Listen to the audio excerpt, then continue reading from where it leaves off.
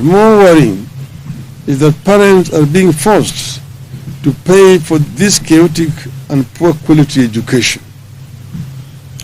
In the first 1 year under Kenya Kwanza, the cost of education has gone up by 225%, but the quality is not guaranteed.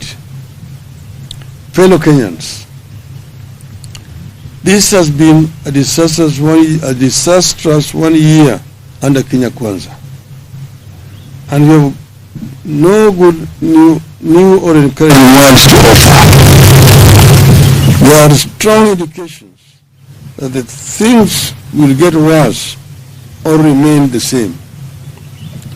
We, however, refuse to ask you to tighten your belts. You have done enough. The ball is squarely in the court of the regime. They either act or await the fate that has fallen other insensitive and incompetent regimes across the continent. Yeah. End of statement. It's clear as that.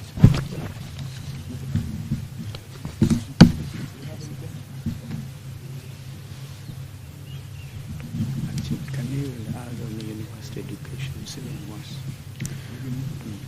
On this issue of education, it's even worse in the university. They have come up with grading and basically grouping students in terms of means and so on, and that they're required to pay 7%. Quite a number of those students are actually being sent home, because 2022, which is the first era of Kenya Kwanza regime leading into 2023, the economy grew by only 5.2%.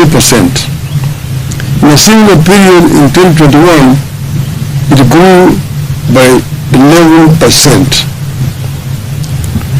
The regime resorted to more borrowing, ignoring the warnings that we are in debt distress and at the risk of debt default.